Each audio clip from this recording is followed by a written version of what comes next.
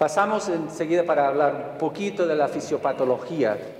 El cráneo es una estructura rígida en los niños mayores que alberga tres componentes. La masa encefálica, que compone un 80% del volumen total, el líquido cefalorraquídeo, que compone un 10% más o menos, y la sangre, que fluye por el cerebro, también un 10%. El cráneo íntegro, o sea, sin romper o sin descomprimir, el volumen de esos tres componentes es un volumen constante y fijo. Cualquier aumento en uno de esos tres componentes provocaría la contracción de los otros para mantener la presión intracraneana constante, intentando compensar. Entonces, cuando empieza a subir la presión intracraneana, no existe mucho sitio para cambiar de volumen. Una vez superada la capacidad de compensación, se empieza a desarrollar la hipertensión intracraneana. Y el aumento de la presión intracraneana compromete después el flujo sanguíneo y empieza a estar en riesgo de hipoxemia regional y global del cerebro. Siguiendo, hablamos en la terapia intensiva y en la cuidados intensivos, hablamos de daño primario y daño secundario. Ustedes estarán familiarizados con eso. El daño primario es lo que resulta a base de la lesión, del trauma, de lo que sea. Puede ser focal, puede ser difuso. El daño secundario es lo que ocurre después del daño primario por comisión o omisión de los que vienen a intentar auxiliar el paciente o no. Entonces, cosas que se pueden evitar o que se podrían tratar, cosas como la hipotensión, hipoxia, hipertensión, y así sucesivamente. Muchos de nuestros objetivos terapéuticos van para intentar evitar el desarrollo de estas condiciones que podrían provocar el daño secundario. Existe otra clase de daño secundario que de momento no sabemos tratar, que son daño y apoptosis neuronal, que viene mucho más tarde después de la lesión primaria. Hablamos de semanas a meses después. Bueno, entonces, ¿cuáles son las metas terapéuticas actuales en la terapia intensiva neurocrítica? Son bastante fáciles. Es mantener la presión arterial adecuada, como en todo. Mantener la oxigenación tisular adecuada, tisular sobre todo cerebral. Prevenir o tratar aumentos en la presión intracraneana y conservar la perfusión cerebral, la presión de perfusión cerebral. Y este es una meta la más novedosa de lo que ha venido como cambio de paradigma en los últimos 10-15 años. Y obviamente es prevenir la muerte cerebral. Medidas prehospitalarias, primero de todo, prevención, casco, cinturón de seguridad, asiento de carro, así. Un transporte adecuado después del accidente y la centralización de la atención en unidades pediátricas especializadas en centros de trauma. Una vez ya lesionado el cerebro y el paciente, ¿qué se hace? ¿Cuáles son los primeros pasos en la sala de emergencias?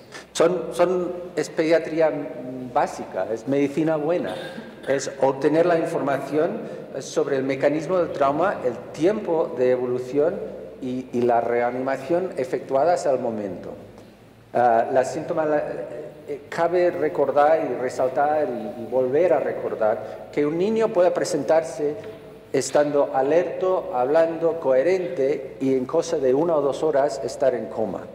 Entonces, la sintomatología, el examen, la valoración inicial, tiene poca correlación con la severidad del trauma. Por eso es necesario la valoración, muchas valoraciones neurológicas en serie a través de un tiempo extendido. ABC, vías aéreas, ventilación y circulación, y habría que considerar al paciente con trauma cráneoencefálica como un paciente politraumatizado hasta excluir traumas en otra parte.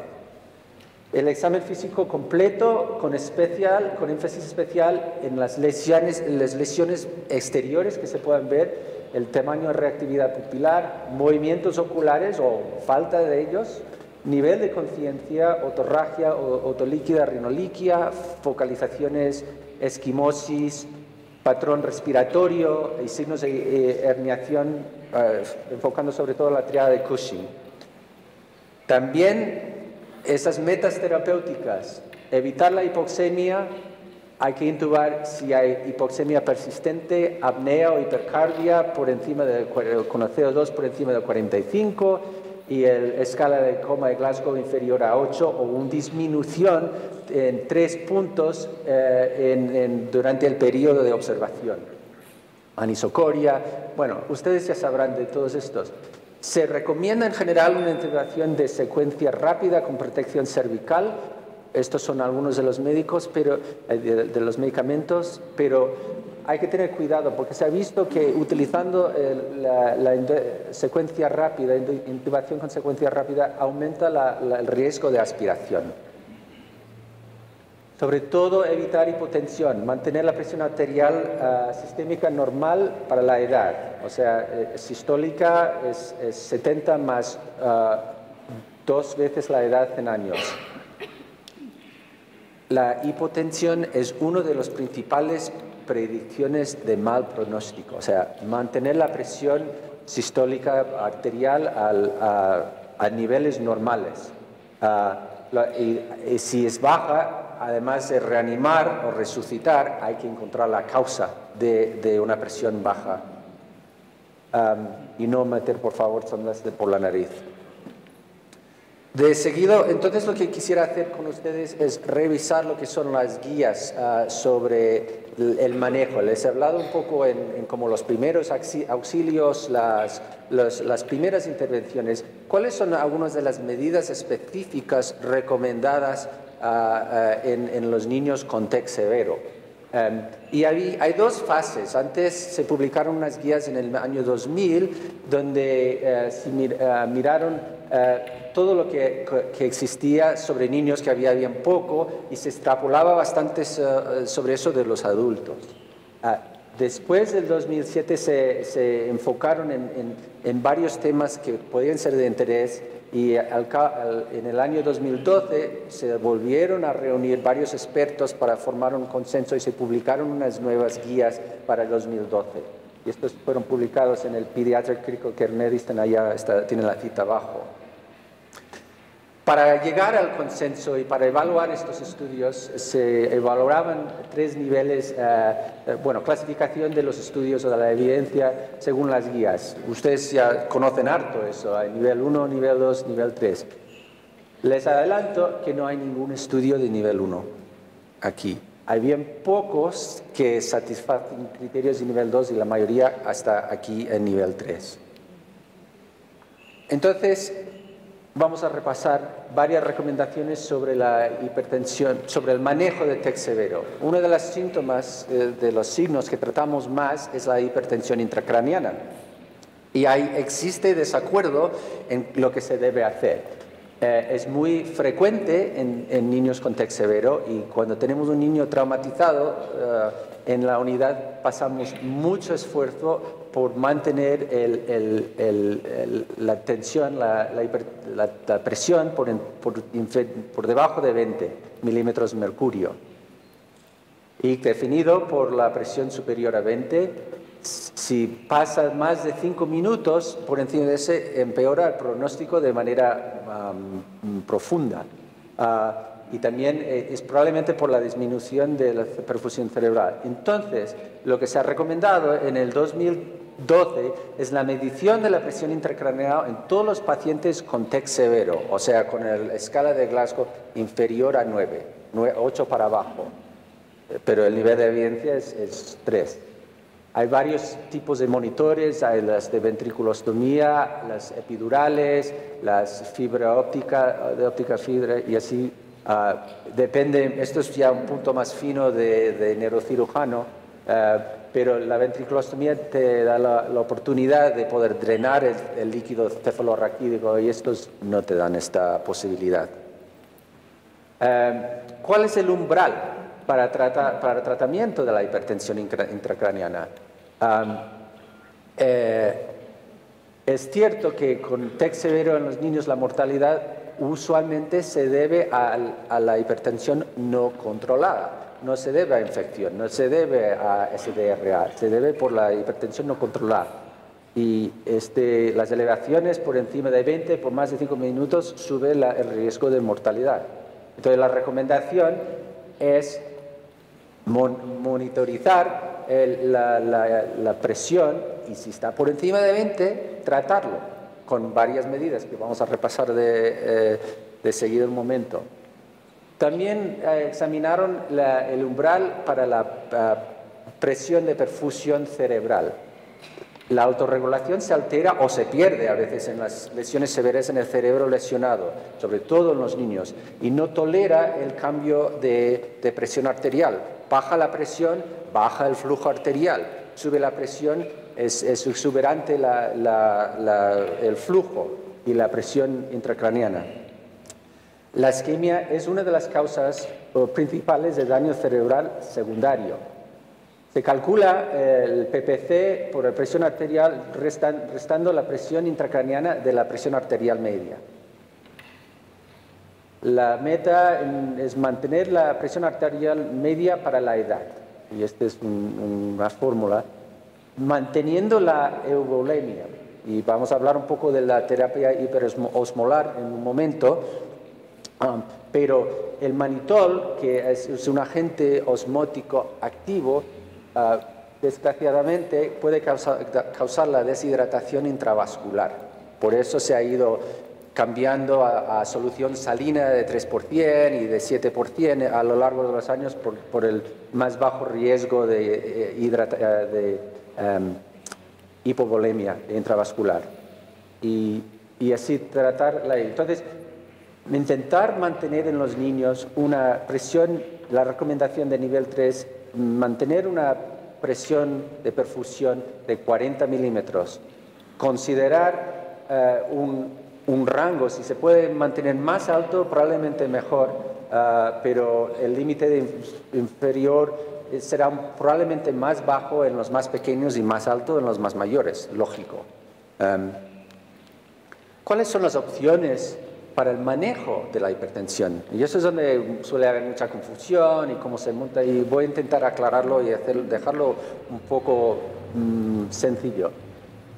Cabeza en posición neutra elevada a 30 grados. No hablo más de eso, es lógico. Intentar impedir, quitar cualquier cosa que pudiera impedir el drenaje venoso, porque la hipertensión venosa puede contribuir a la presión intracraniana elevada.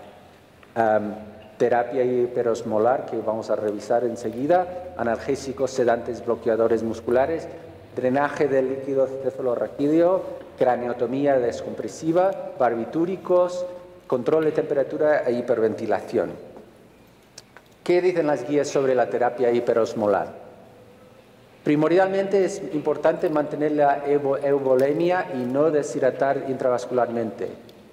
El problema es que existe una experiencia muy amplia con el uso de manitol y es muy difícil destetar a algunos médicos del uso de manitol, pero y esa es la dosis. Pero no existe evidencia para el uso de manitol ni la solución salina de u otros agentes hiperosmales. Pero les repito aquí el caveat, ¿no?, de esto. Entonces, la recomendación que ha salido de las guías es que la solución salina de 3% debe ser considerada para el tratamiento del TEC severo asociada a hipertensión intracraniana. En tratamiento agudo, como forma de bolo, bolo lento, es de 6,5 a 10 cc kilo, administrado entre 20 minutos y 60 minutos. También muchos centros utilizan una infusión continua de 0,1 a 1 cc por kilo hora, utilizando la dosis mínima para mantener la presión por debajo de 20 y manteniendo la osmolaridad sérica inferior a 360, o sea, se da, es típico ver valores de osmolaridad de 340 a 360 en estos pacientes y no es motivo de preocupación hoy en día. Veremos cómo cambia. ¿Qué dicen las guías sobre los analgésicos, sedantes, bloqueadores musculares? Tienen varios beneficios que están aquí alistados, es obvio, ustedes lo conocen, y probablemente ayudan al bajar el metabolismo y el estrés, ayuden en cuanto a bajar la presión intracraniana, pero tienen sus problemas y sus efectos secundarios que hay que tener en cuenta, sobre todo la disminución de la presión arterial. También pueden producir vasodilatación, que puede aumentar el flujo arterial y la presión intracraniana. Y también, claro, al deprimir el sensorio, alteran la valoración neurológica. Entonces, la recomendación, también nivel 3, es que el etomidato y el tiopental pueden ser usados para el manejo de la hipertensión severa, pero puede haber supresión adrenal siempre con el etomidato. No se han encontrado estudios con otros agentes y la decisión final queda a cargo del médico tratante. No se aconseja el uso de propofol en infusión continua, como ustedes sabrán en esto. ¿Qué tal el drenaje del líquido cefalorraquídeo? Se aplicó en primer lugar en el tratamiento de la hidrocefalia, pero ahora se usa como alternativa terapéutica para disminuir la presión intracraniana en el contexto de trauma. Se puede hacer de manera intermitente o continua, pero tiene sus propias complicaciones, como todo, hemorragia, malposición e infección, entre otras. La recomendación de las guías es que se debe considerar en los niños con TEC severo e hipertensión refractaria, no de primera línea. Se puede combinar con drenaje lumbar, eso depende mucho de los centros, y si la hipertensión persiste a pesar del drenaje ventricular. Y si las cisternas basales están permeables y no hay evidencia de lesión de masa. También nivel 3. Aquí unas fotos de una ventriculostomía, aquí el aparato de recoger y de medición de presión, acá.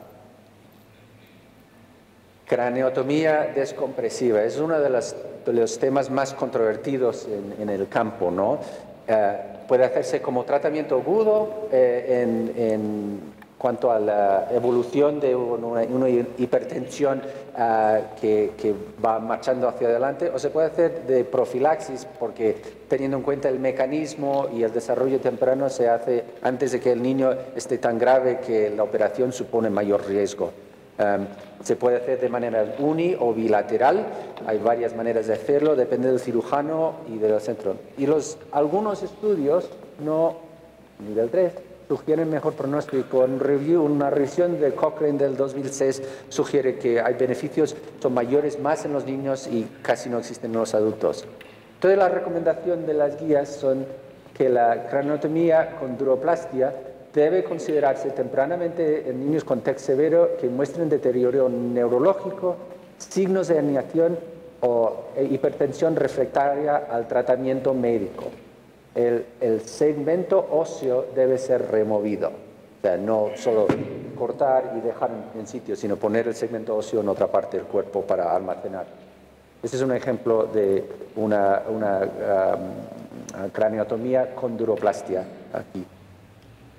Y aquí son unas imágenes de tomografía de una lesión muy temprana post-lesión, pero que ahora existe aún evidencia de edema, y aquí en cuestión de 7 horas sale una contusión y hemorragia, y aquí después de la craneotomía, como expande el tejido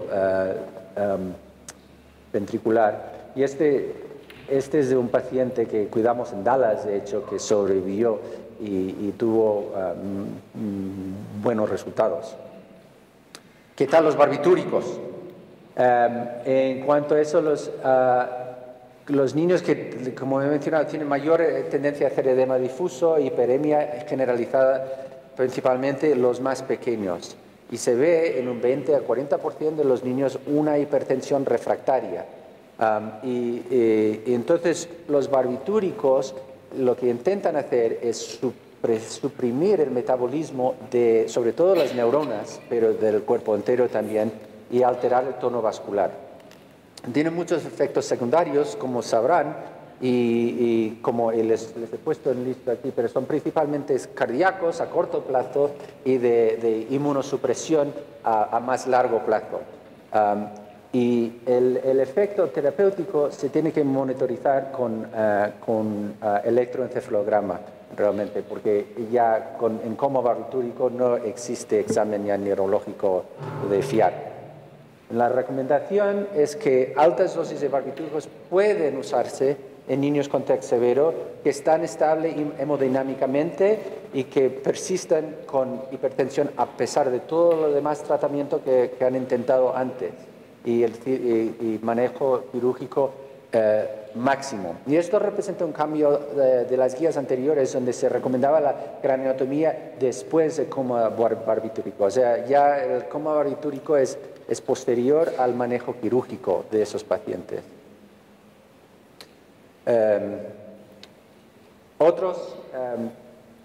Otros temas, vamos a decir, control de temperatura. Existe una lista larga de recomendaciones. Lo que se tiene que hacer es evitar la hipertermia porque aumenta el metabolismo y el flujo cerebral, y lo de hipotermia no está estudiado y no ha demostrado un efecto definitivo todavía. En cuanto a la hiperventilación, que antes, en los años 90 y antes, era la intervención de primera línea para la hipertensión intracraniana, casi no se utiliza ahora. Evitar la hiperventilación profiláctica en las primeras 48 horas. Si se usa, se debe hacer un neuromonitoreo avanzado que puede medir la oxigenación tisular del cerebro. Bueno, otros aspectos importantes, voy a resaltar dos más. Uno es el uso de neuroimagen. La tomografía inicial es una herramienta indispensable para determinar el tipo y severidad de la lesión y si hace falta hacer cirugía. Pero puede ser normal al principio y puede perderse un hematoma en desarrollo. TACs adicionales se solicitan según las próximas indicaciones y lleva la recomendación que no se recomienda hacerlo repetitivas en ausencia de aumento de la presión o deterioro neurológico. Profilaxis anticonvulsivante es otra cosa controvertida. Se limita normalmente, se puede hacer a los casos más severos. No existe consenso acá en cuanto a la nutrición. Y entonces, para resumir, en la etapa prehospitalaria, el manejo se enfoca en la estabilización con control cervical, mantener la vía aérea patente, ventilación asistida con mascarillas si necesario y transporte adecuado al centro. En las urgencias, vía aérea, ventilación, circulación, oxigenación adecuada, mantener la presión, hacer todas estas evaluaciones principales. Y una vez pasada la unidad de terapia intensiva, monitoreo invasivo de la presión, mantener la presión por debajo de 20, la presión de perfusión por encima de 40 y conseguir estos metas. En conclusión, no existen recomendaciones nivel 1. Todas las medidas buscan evitar el daño cerebral secundario, por ende, mejorar el pronóstico. El tratamiento correcto empieza desde la fase prehospitalaria. Existen varias opciones terapéuticas para el manejo de hipertensión intracraniana. La elección de ellas depende de si existe el recurso y las características fisiológicas y clínicas propias de cada paciente. Y sobre todo, se necesita saber mucho más. Muchas gracias.